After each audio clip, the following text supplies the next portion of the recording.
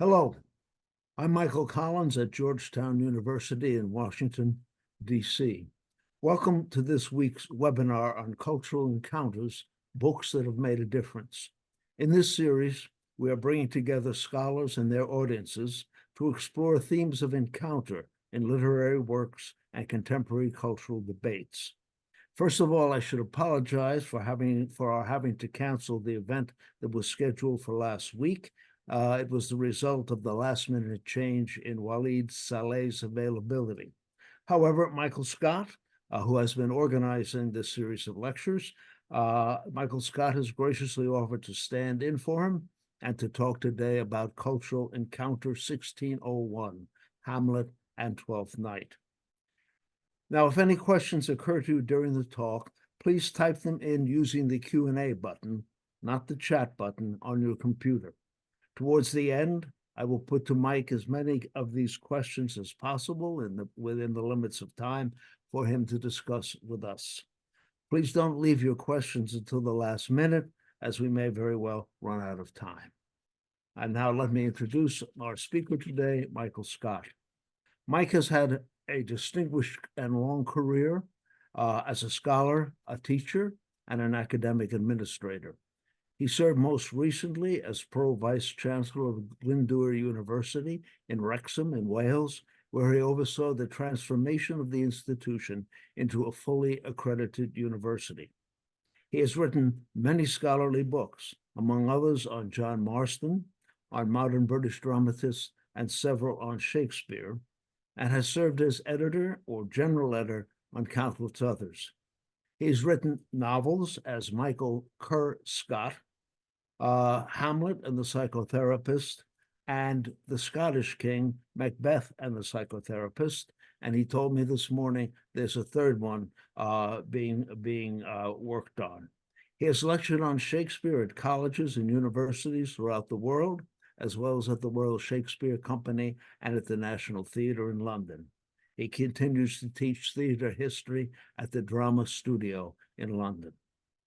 Michael has been associated with Georgetown University since 1987, when he came to Washington to teach a course on Shakespeare.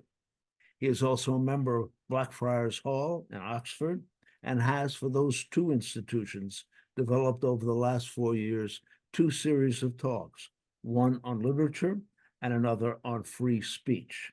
I am glad to say he will at last give one of those talks on literature himself. I am pleased and honored then to present to you my friend and colleague, Michael Scott. Thanks, Mike, for that introduction. I want to go straight into it, if I may. We want to talk today about how 2 plays, Hamlet and Twelfth Night, confront others in their otherness as they search for reconciliation and peace within the transience of life and the encounter with death. And I'm going to start with probably the most famous passage in all of Shakespeare and maybe in all of literature. It's to do with that encounter of death. To be or not to be? That is the question.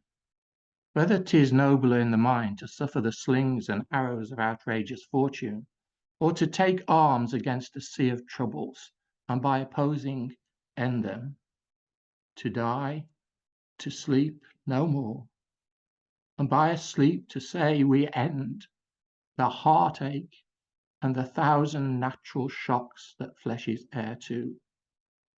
'Tis a consummation devoutly to be wished, to die, to sleep, perchance to dream. Aye, there's the rub. For in that sleep of death, what dreams may come when we have shuffled off this mortal coil, must give us pause. There's the respect that makes calamity of so long life.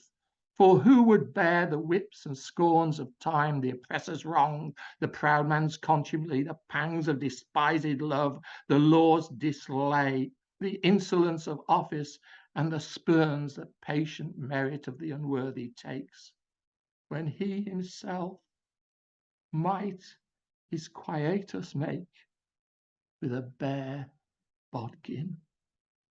Who would fardels bear to grunt and sweat under a weary life, but the dread of something after death, the undiscovered country, from whose bourne no traveller returns, puzzles the will, and makes us rather bear those ills we have than fly to others that we know not of. Thus conscience does make cowards of us all, and thus the native hue of resolution is sickled o'er with the pale cast of thought, and enterprises of great pitch and moment with this regard their currents turn awry and lose the name of action. Soft you now, the fair Ophelia. Nymph, in thy orisons be all my sins remembered. Be all my sins remembered. Shakespeare isn't a didactic writer. There are many people who wish him to be a didactic writer. They wish him to be a didactic writer in terms of Christianity, but he's not. He holds up a mirror to nature. But within that, he does understand Christianity.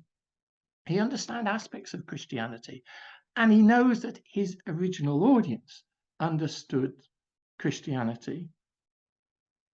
In that great speech, "'Tis a consummation, devoutly to be wished." What's that? Is that just the ending?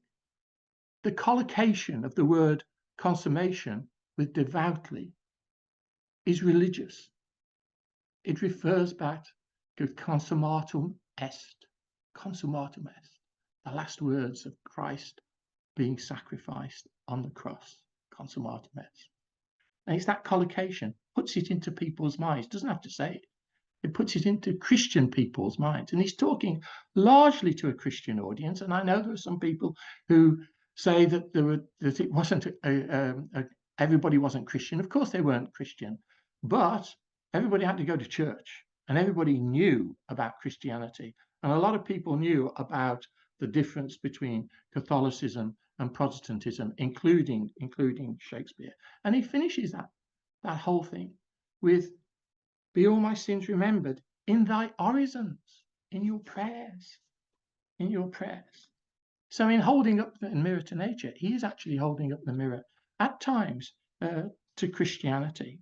He says, "The purpose of playing is whose end, both first and now, was and is to hold, as 'twere, the mirror up to nature, to show virtue her own feature, scorn her own image, and the very age and body of time, his form and pressure." So who is his audience? His audience are the others. His audience are those people who have come in, who are going to watch this mirror, a mirror that shows themselves and shows those about them and those who control them and the stories of those people. But he knows also, as he says in Sonnet 81, that he's going to have an audience which goes beyond the others of his present spectators. They are the eyes unseen.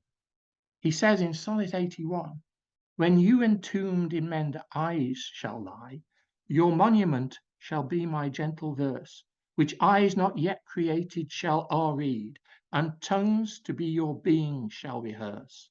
When all the breathers of this world are dead, you still shall live, such virtue hath my pen, where breath most breathes, even in the mouths of men." The irony is he's saying to his friend, maybe his male lover, he's saying to his friend, "You are going to be made famous. Everybody will know who you are." The irony is that nobody does know who he is. Is it Mr. W.H. to whom he dedicates the sonnets? And if it is Mr. W.H., who is Mr. W.H.? Is it Henry Wriothesley, the Earl of Southampton? Is it William Herbert, the Earl of Pembroke? We don't know. Is it somebody else? We don't know. The irony is that what we do know is that it's the poem that endures. It's the art of the poem that is the other, that's going to go into the otherness, that is addressing the otherness of people. And within that poem, or within that theatre, within that drama, we have this encounter of death with death in two plays in particular. Those plays are Twelfth Night and Hamlet. And they're written, difficult to say. Certainly, it's around 1601. Around 1601. I'll come to that in a moment. I want to just ask really, why is it death? What's so important at that time for him to talk about death? I think that writers, when they write, cannot get away from themselves. They are within their own personality and their own history writing, and influenced in their writing. So if you get a period of great sorrow, you might find that comes into your writing. And Shakespeare, around 1601, if we go to the years leading up to 1601, finds that he's got people who have left him, who have died. In 1596, his son Hamlet has died. James Burbage, who is the kind of mentor of Shakespeare, the one who's brought him into the theatre, who's created the theatre and the curtain, and whose son will create the globe. This great man, he has died in 1597. And then a politician, the Earl of Essex, leads a rebellion in 1601. Who's with him but the Earl of Southampton, Mr. W.H., perhaps, who knows, or H.W., who knows? But they're both sentenced to death. Southampton is reprieved, but in February 1601, Essex is executed. Shakespeare surely was somehow touched by this, by the fact that the person that he had actually written his early poems for, and had dedicated his earlier poems to, was involved in those deaths. And in 1601, his father, John Shakespeare, is extremely ill, and he dies that September of 1601. The Queen is frail. People don't know who's going to take over if she should die. And plague has been rampant between 1593 and 95, in particular, one of the Great Plagues, that even when that finishes, the plague still carries on. This keeps going on, and is ready to burst out again, which of course it does, terribly in 1603. And it's within this climate that he writes these two plays, Hamlet and Twelfth Night. And I'm going to start really with talking about Hamlet. Hamlet, where does this play come from? It maybe comes from another play in the 1580s, which we call the Hamlet, which might have been performed by the Queen's Company, and Shakespeare might have been a member of the Queen's Company. It's all might with Shakespeare, because we cannot tell within this biography where he was at certain particular times. We know, although people claim they know more, still we know relatively little about his life. What we do know, though, is that around this time there's another play being performed, and it's by John Marston, and it's called Antonio's Revenge. And it's part of a two-part play, maybe part of it's certainly a sequel to another play called Antonio and Melida, which is a comedy, and then you have Antonio's Revenge. And there are echoes between the two plays, between Antonio's Revenge and Hamlet. It looks as if the two plays have got something in common with each other. Now, how that is, we don't really know. Whether Shakespeare was tutoring the younger Marston, whether they were having a competition, as Catherine Duncan-Jones has said may have been the case, to write both a comedy and a tragedy. We don't know. But certainly, what we have got is this whole business of suicide, this whole business also of a ghost that haunts, and of the fact of death being caused by political interference. Hamlet's first soliloquy is not to be or not to be. Hamlet's first soliloquy is this one.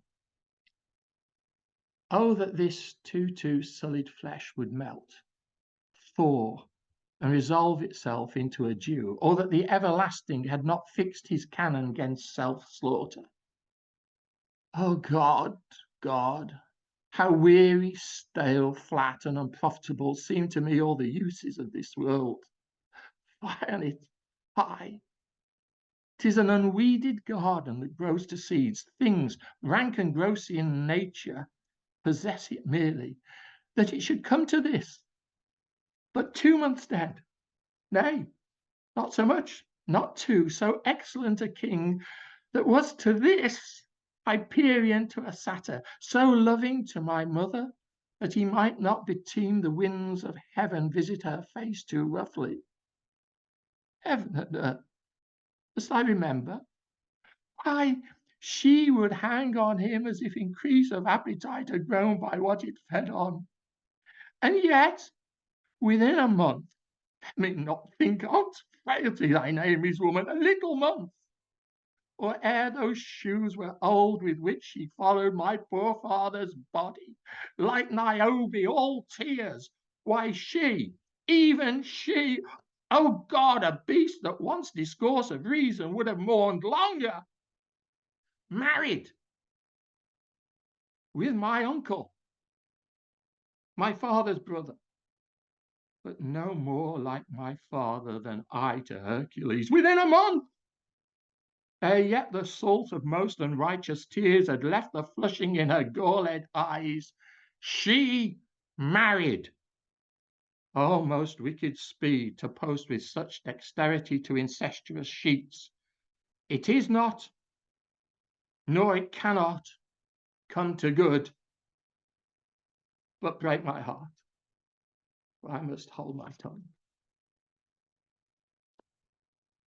That soliloquy, first soliloquy of Shakespeare, of Hamlet, comes before Hamlet has seen the ghost. We've seen the ghost. As an audience, we know there's a ghost around, but he at that point doesn't. He is talking about the immorality in his mind, about his mother and the relationship she has with Claudius. That's the first thing. And within that, he actually says certain words which kind of link up. He talks about the garden. And gardens are important with Shakespeare. And they're also important in Christianity and in religion. You have the Garden of Eden. The Garden of Eden is befouled, and it brings about the first sin. And that also brings about the next sin, which is Cain's murder of Abel. And then you get the Garden of Gethsemane, which in the New Testament is where Christ goes before Christ is taken, judged, and condemned to death. And Christ there contemplates his expiation. Christ is the great icon of really Western civilization for hundreds of years. And an icon represents the fears and aspirations of a community. There's a cultural encounter that is going on here. A cultural encounter which has a root in Christianity, it has to be said, and it has a root in that expiation of sin, the shedding of blood. Hamlet can talk about the shedding of blood but he shouldn't be talking about the shedding of blood. Revenge should not happen in a Christian community. Revenge has been expiated because it is a sin that has been expiated by Christ, who has shed his blood. So anything to do with revenge is going against what the Godhead has said and done. The Godhead has died for the sins of man and the redemption of man. So revenge in itself, in the Christian tradition, is something which is against the morality of that religion. You should not have revenge. You should actually have love. And although, he was writing for eyes unseen, he was still writing in that Christian culture. And we have to go back and understand that Christian culture, whether we're Christian or not. So you find that there are paradoxes in the plays about revenge and about death. He comes across and he sees the ghost. He's taken to see the ghost. We've seen the ghost already, and that's got the tension going for the audience. So you've had that one kind of other and otherness. We know it from who goes there right at the beginning, the beginning of the play. But now, after this speech, he goes with Horatio and he sees the ghost, a purgatorial ghost, a ghost that says that he's in the fires of purgatory. Purgatory is that place in which you have your sins expurgated by the fires of hell, but not for eternity. And then you are allowed, once you are worthy enough, to go to heaven. So that is where the ghost is. Well, he's there to get rid of his sins. And what's he say? List, list, oh list, if thou didst ever thy dear father love, oh God, Hamlet says, revenge his foul and most unnatural murder. Revenge your father's foul and most unnatural murder. This is a ghost from purgatory telling him to revenge. Yet revenge is an immoral act within Christianity. Later on, right towards the end of the play, Hamlet quotes Jean Calvin and predestination, the concept of predestination, that you're either destined for heaven or you're destined for hell. He says, we defy augury. There is special providence in the fall of a sparrow. If it be now, 'tis not to come. If it be not to come, it will be now. If it be not now, yet it will come. The readiness is all. Since no man has aught of what he leaves, what is to leave betimes? Let be. Because things will happen according to the determination of God. So if that's the case, why hasn't he revenged? Another kind of paradox, another paradox in the encounter of death, because the structure of the play keeps hammering out the natural instinct of revenge through death. It makes revenge an agent of the encounter with death. And this isn't just in relation to Hamlet. Shakespeare's choreography of the play is quite extraordinary. You get Hamlet, who is to revenge the death, the murder, as he finds out, of King Hamlet. King Hamlet, who is killed in a garden. Which garden? Garden of Gethsemane? Garden of Eden? Which garden? How is he killed? He's killed with poison placed in the ear. But when people are dying in the Christian religion or in the Catholic religion, when people are dying, they're anointed in the ear, as they are on the mouth and the eyes, and the nose. They're anointed on the ear to bring them to salvation. This king was killed with poison in the ear. This is part of the revenge. But what about this king? This king who's dead, what did he do? He killed the king of Norway, Fortinbras's father. And Prince Fortinbras of Norway is determined to have revenge for his father's death. So we got a correspondence, one revenge, another revenge. And if that's not enough, you get a further revenge, because in the course of the action of the play, you get Hamlet killing Polonius, and in killing Polonius, he actually has killed his girlfriend's father and his girlfriend's brother's father, the same man, Laertes. And Laertes wants revenge. So Laertes wants to come for revenge.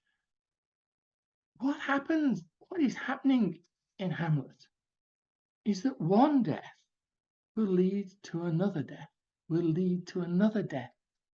Revenge will keep leading to death, to the encounter with death.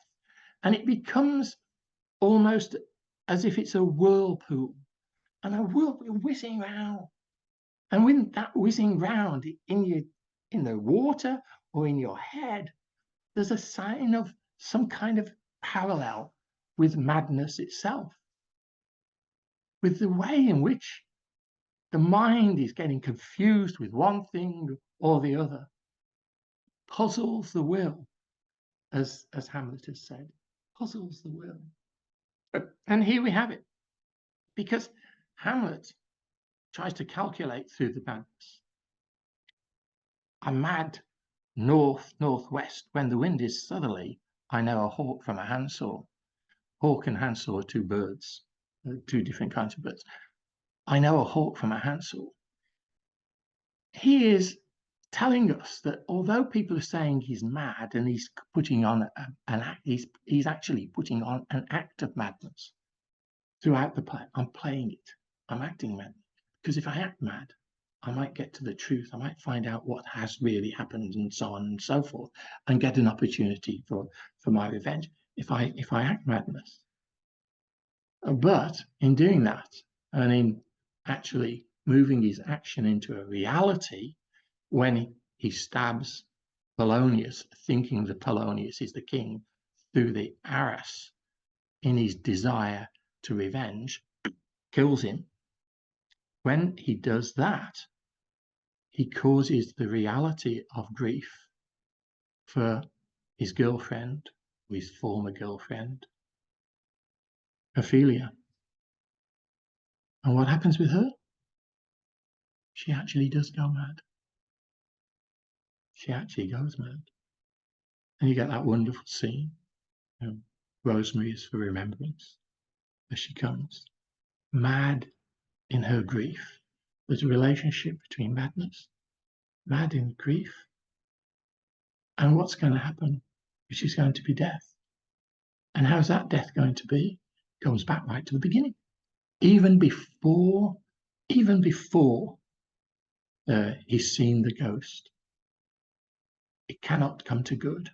What cannot come to good? My mother marrying my uncle.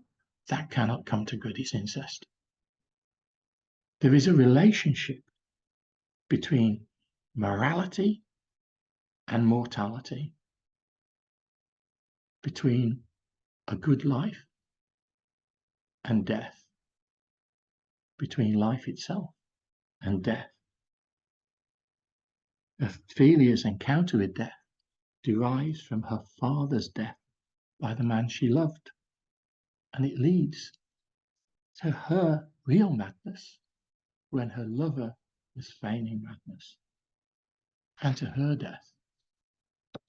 Shakespeare's just incredible, and what he can do within a play. I write things and try to write plots and try to interweave things within plots. This fella is just quite magnificent in the way that he does it, because not only does he kind of play with all this of reality and artifice going on, pretense and reality, pretense and realism going on through the play. But he then puts in another play. He puts a play within a play, which imitates the play. How he sat and thought of that, heaven alone knows. But he writes that play within the play in order to expose the murderer within the play. In order to expose that murderer within the play. In the cycle of revenge, there's this link between mortality and morality and the encounters that he is creating through the play. The wages of sin are death, and death involves the innocent, Ophelia, as well as the sinful. The wages of sin are death, and it's indiscriminate. And there we might just take a pause and think, what is happening in the world today?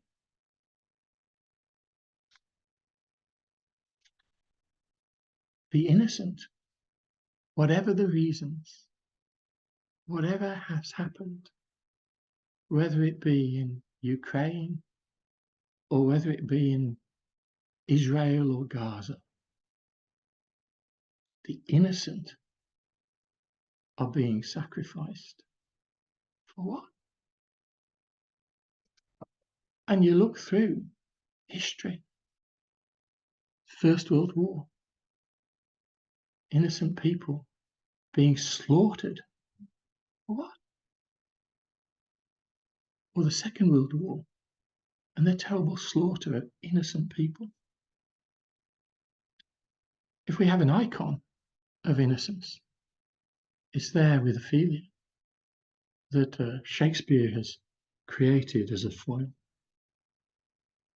In tragedy, the cultural encounter is with death, not derived from nature, but it's derived from the actions and the mentality of people, mostly men.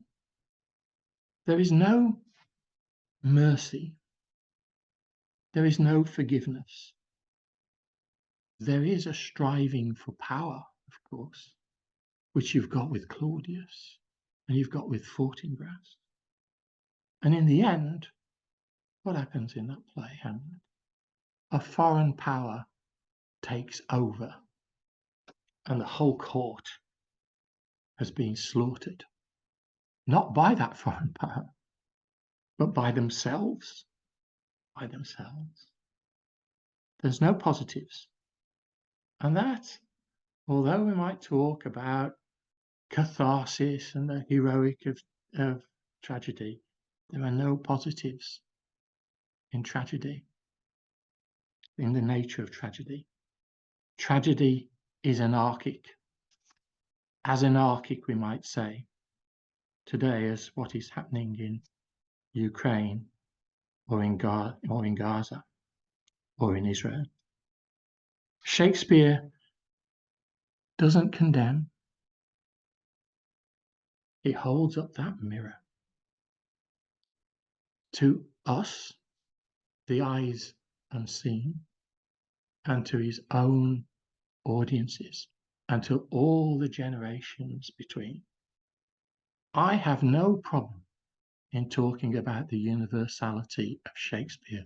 Some critics in the 80s and 90s, didn't like this and blah, blah, blah, went on. I have no problem in seeing that. I have no problem in seeing that Shakespeare is our contemporary because we can still look at that mirror. And if we're honest with ourselves, we will see what is happening now. So, where does that leave us? We enjoy Hamlet. We think about Hamlet. We reflect on Hamlet. But it can pull you down as well.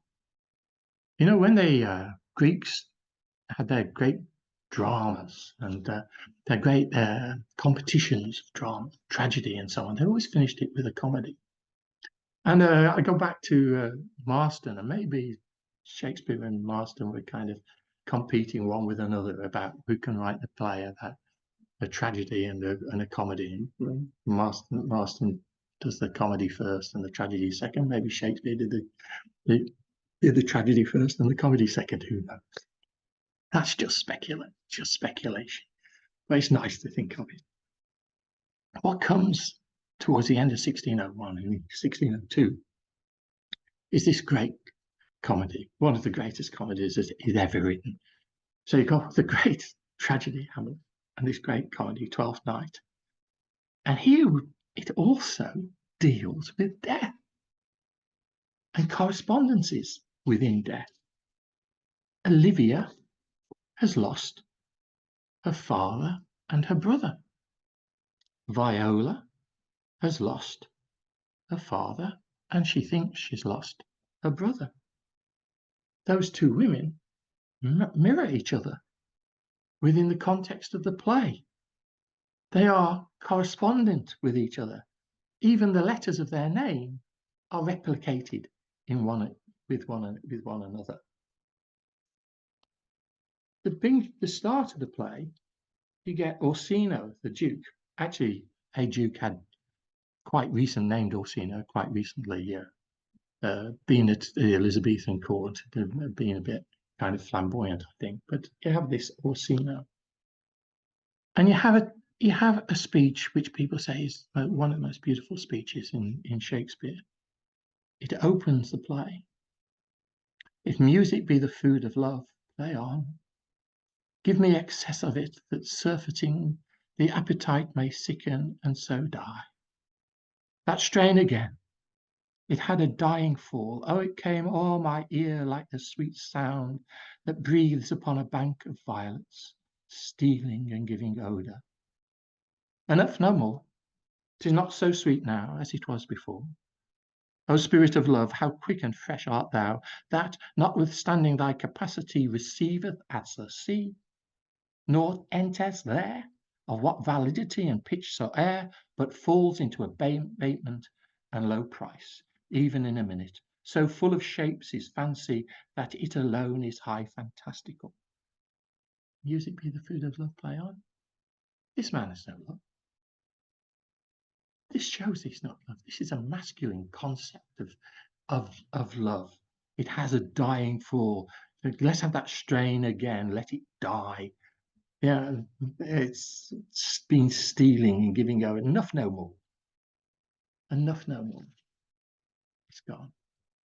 It's masculine. I've had enough now. Oh, but I'll go for some more later on.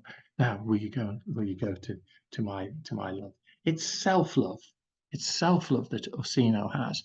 And Orsino in the play has a correspondent who's Malvolio, using the same letters as Viola and Olivia in the name, but mal, bad, unhealthy, who is also full of self-love. So what we've got here in this play is a comedy of people, because we're going to find that they are going to be humiliated in one sense, ridiculed maybe, but also they're going to be taunted. In a way, they're going to be taunted because Malvolio is going to end up in a prison, and he's going to be taunted by a madman. So the madness is coming through. We've had the madness in Hamlet. The madness is coming through. He's going to be taunted by a madman. And in the end, what's he going to say? A revenge on the pack of you. He'll go to revenge. Will Malvolio, that correspondent suffering from self-love, the same as Orsino is suffering from self-love. But as far as Orsino is concerned, he has to listen and he has to learn, and he has to learn from things which maybe he can't see. Maybe he can't perceive, but needs to listen, needs to try and find some kind of redemptive feature within himself. You know, every time that Orsino was on stage with Olivia, he always threatens. He's cruel. He's nasty. He's not a man anymore. He's always cruel. But with Cesario, something different. And what Shakespeare starts to set up is a competition between false love and real love.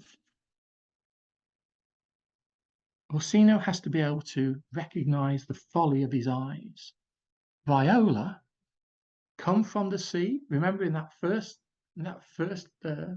speech, he talks of something coming from the sea. Shakespeare's always doing that. He's always kind of giving a little hint. He tantalizes you with these little hints that he's coming from the sea. Viola does come from the sea. She's shipwrecked and she comes from the sea, and so will Sebastian. Viola, and then she dresses as Cesario. And in dressing as Cesario, she has to teach the man what love is. And she does it disguised as a man. This whole kind of issue here links in with the sonnets and the way that the sonnets work as well. But that should be for another lecture. But the whole idea that the first love poems of the sonnet sequence are there, the first 124, there for a man, not a woman. So Cesario, Viola dresses as Cesario to teach him what love is and a story about love. And so she tells him this story about love. So again, it says, in its own way, within comedy, within the softness of comedy, it's as important as those great soliloquies in Hamlet. What dost thou know? Orsino says.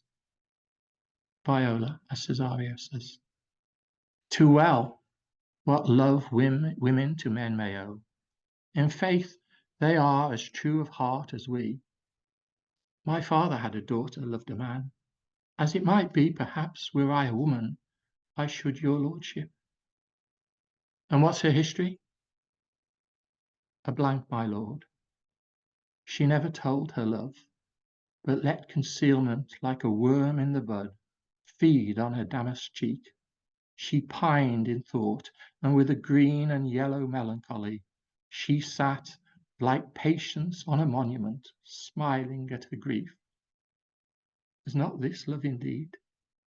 We men may say more, swear more, but indeed our shows are more than will, for still we prove much in our vows, but little in our love. But died thy sister of her love, my boy? I am all the daughters of my father's house, and all the brothers too, and yet I know not. Bon. I once heard Judi Dench say that, speak, never forgotten it, on stage, never forgotten it. So what we've got here is the redemptive nature.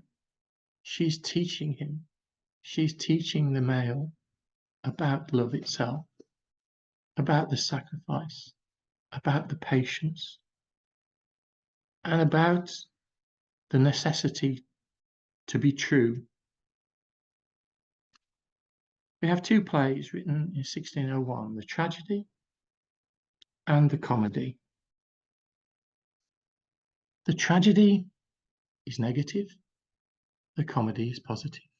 Sebastian, her brother, has not been drowned. Sebastian comes from the sea just as she had come from the sea. And he marries Olivia, and she marries Orsino. There is a harmony at the end. The play gives a harmony at the end of reconciliation, peace. At the end of Hamlet, Hamlet dies saying the rest is silence. What does that mean? The rest is silence? Does it mean the rest is silence, there is nothing after death? Does it mean the rest is silence, I've got nothing else to say as Hamlet? The rest is silence, I've got nothing else to say as Shakespeare. Things are what they are. And in that tragedy, their death. In the comedy, they are an escape from death. An escape from death through love and learning about what love is. And if you have grief, you know what love is. If you really grieve, you know what you have lost. I think that Shakespeare did grieve. When I was at university, they told me don't bother about his life. I believe he did grieve about the death of his son. Who wouldn't grieve about the death of his son? He'd just got him alms. He was going for alms for the family. The son was the future of the family. His father's dying. Southampton has been sentenced to death, though reprieved. And Burbage has died. But you've got to go on. You've got to go on with your writing, and you've got to go on with your love. 9 years later, he writes one of his last plays, The Tempest, who says, and Prospero says this, "Our revels now are ended. These our actors, as I foretold you, were all spirits, and are melted into air, into thin air, and like the baseless fabric of this vision, the cloud-capped towers, the gorgeous palaces, the solemn temples, the great globe itself, yea, all which it inherit, shall dissolve, and like this insubstantial pageant faded, leave not a rack behind. We are such stuff as dreams are made on, and our little life is rounded with a sleep." On back to Hamlet, hasn't he? Sleep. What is death? Is it a sleep? Life is a dream, but as Hamlet noted, dreams come to an end, as does life with its final encounter with death. But Shakespeare left us his work to reflect on it. Thank you for listening. Back to you, Mike. To bring up all of this stuff here. Hang on. Good. Thank you, Michael. That was a beautiful talk. Really a lovely thing that you did there, and very moving, and very insightful as well, and very generous in its vision of the world we live in, despite all of its problems. There is a question from our friend Joe Simmons, who agrees with me. Great reflection, Mike, he says. I've taught Hamlet a few times and love how it exposes the futility of revenge cycles. Given the concerns about violent content, I've wondered if it would be possible to teach undergraduates Titus Andronicus today, which is bloodier still than is Hamlet. Well, you're quite right, Joe. It's lovely to hear from you, but you're quite right. Titus Andronicus is a terribly bloody play. I just think with that, it's a bit like the plays of Edward Bond, when Edward Bond, after the Second World War, a while after the Second World War, started writing these plays about violence, and somebody criticized him for doing so, and he said, I write of violence like Jane Austen writes of manners. In other words, Bond was saying, I write of what I see. And in a sense, I think that Titus Andronicus could be a really very important play now for what we're seeing. We're seeing the reality of what's happening in Israel and Gaza. We're seeing the reality of what's happening in Ukraine. There's happening so many wars around the world at the moment. Then when you put it into a drama, it forces you just to think, because that is the fiction of the reality that you're seeing, and it just gives you that element to think about. I don't think it's as great a play as obviously as Hamlet, and of course it's a very early play, and he's being influenced by Seneca within that play. But it's just a play, and I've seen it on the stage. It has been harrowing. Of course, the famous production, I think it was 1958 with Peter Brook. That's when people were fainting in the stage, and that was after the war. No, these plays reflect. The Duchess of Malfi was performed with Gielgud, and the review came out of the first night on the day that the Allied troops went into Belsen. And it kind of put in perspective, that play put in perspective what was going on, although what had been suspected, but the reality of what was going on. They put it into perspective into 2 hours, Webster's play, into 2 hours, 2.5 hours. That nightmare that had happened in the Second World War. I think plays serve that purpose. Joe has a follow-up question or a comment. He said, "I'd grant that Hamlet is superior. Just wondered if you think it could be mounted easily today." I think that's what he's. I'm not sure. Is it Titus Andronicus or Hamlet? I think it could be mounted easily today. Yeah, I think it could be mounted easily today. Yes, I think it could be and should be, maybe.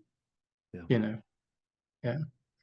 What are we seeing all the time on television? Don't run away from it. Yeah. Confront it.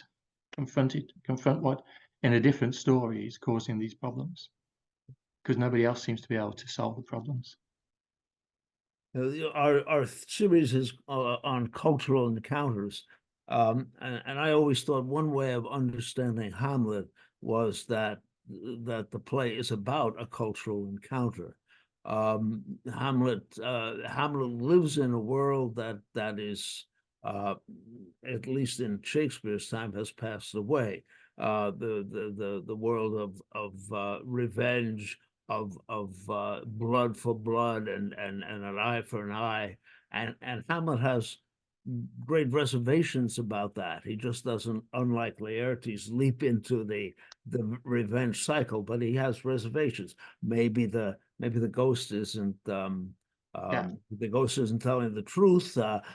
Maybe the Almighty has also has fixed his canon against revenge, and so he, unlike the people around him, seems to be living in a different culture. And I wondered if you had some observation of that. Yeah, I think it goes back to the morality. He's thinking of the morality of the whole thing as well, isn't he? So and yet he gives the reason why he doesn't kill Claudius at the confessional, that he'd send his soul to heaven. Yeah. I'd kill him. So there's something else going on there. He's tied up with this kind of morality, mortality, revenge kind of triangle that's going on, and not knowing really how to do it or the way it'll happen. And then he comes out with the predestination, this providence in fall of the sparrow. My old professor used to say that was the most important speech in the whole of the play. But he was maybe he was a Puritan or a Calvinist anyway. Let's say I don't know who he was. I think he's right, but you have to give it the Catholic reading. That we cooperate with Providence doesn't impose upon us. We cooperate with Providence. Correct. Well, Joe has one comment more to make. It says, He says, quote, "The play's the thing wherein I'll catch the conscience of the king." It seems that Shakespeare is peering out at the audience of Hamlet too. We are all the king whose conscience is caught. I think that's a really, really good point to make. Even at times, he even speaks to the audience, rebukes the audience, rebukes how they smell, and the breath of the audience. You get that marvelous moment. And I think, in a sense, that is the otherness they embodied. Yeah. Because what do you think of when you're writing when the play is going on? You think of, I don't know, you think of many things. S.L. Bethel in 1944 said you thought of a whole load of things. But I don't think if you go anywhere now, if you know what's happening in the world, that you are free from what's happening in the world. Whatever play that you might be seeing, something that there at the back of your mind, you know what's happening. You get that multi-conscious apprehension of the audience, said Bethel, that people are there and they're responding in one way or another. So yeah, they can be responding as the king. Absolutely. Although most of the audience might not have gone and killed their brother. Yeah. Yeah. All right, now you must return to your former role as organizer and manager of our series on cultural encounters. Tell us a little bit about what's coming up and what the future will hold for us. Okay, thanks, Mike, and thank you for moderating the questions today and standing in. And again, our apologies that we had to cancel last week. We've got an interesting talk in the free speech series, the International Crossroads, on June the 12th. And we're going to be asking that in the face of what is happening in the world today, what is the UN doing? What is the function of the UN? And how can it function maybe better? Today's event is the last one of this academic year in the Cultural Encounters series. We continue with the free speech monthly throughout the calendar year, but the Cultural Encounters is just within the academic year. We'll be starting again, still doing Cultural Encounters, with a talk by Professor Philip Booth of St Mary's University, Twickenham, on the 21st of October. So that's the 21st of October. Get in your diaries now. The same time as normal, 21st of October, and it's Philip Booth. And what he's going to be talking about is rather interesting. He's not taking a literary play, a literary novel, or whatever. He's taking a book about the welfare state and what is the welfare state and how does a welfare state, can a welfare state operate or can't it? Particularly, I suppose, within a capitalistic culture. So we just look at that. He'll be looking at that, and I think it'd be very provocative. Thanks to Georgetown University, they've agreed for us to carry on with these series into the new year, and I'm really pleased about that. With to Jack DeGioia, the president, and Mike, just let me interrupt you for a minute, yeah. if I can. There was one last question. Oh, yes. Won't have time to answer it, but I think I would like at least to recognize that someone submitted it. The question is this: do you think there's an intentional parallel between the trio spectrum of Hamlet, Fortinbras, and Laertes, and the three destinations, purgatory, heaven, and hell? Interesting. Yeah, an interesting question. I say to you, yeah, excellent. My question would be who's going where, but yeah. Okay, I just wanted to recognize. But the answer is the rest is silence. So yeah, the rest is silence. He doesn't tell us. He doesn't tell us. Yeah, but I'd also so I'm thanking Jack DeGioia and Tom Banchoff, also Julia Murillo and our administrators Mary Gordon and of course Mike.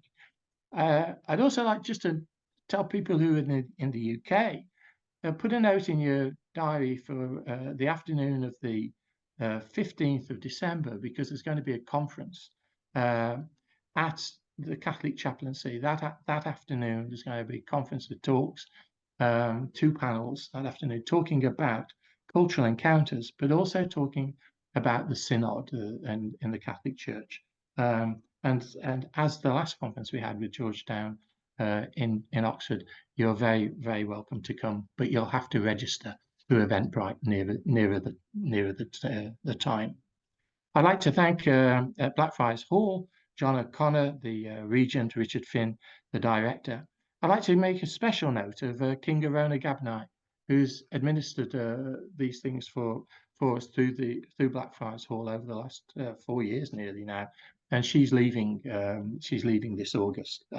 I don't know how we'll cope without her, but we're very grateful, Kinga, for all you've done. Thanks also to Margaret Scott. I'm Mike Scott from Blackfriars Hall, Oxford. Mike Collins is Mike Collins from Georgetown University. Thank you. You can follow me on LinkedIn at Professor Mike Scott and Facebook as Michael Kerr Scott. Thank you for joining us. Goodbye. Have a good summer. See you in October, unless I see you, of course, in terms of the free speech on the 12th of June and then monthly. Bye-bye. Bye-bye. Thanks again, Michael, for a lovely talk. Thank you. Thanks, Mike. Bye-bye. Cheers. Bye.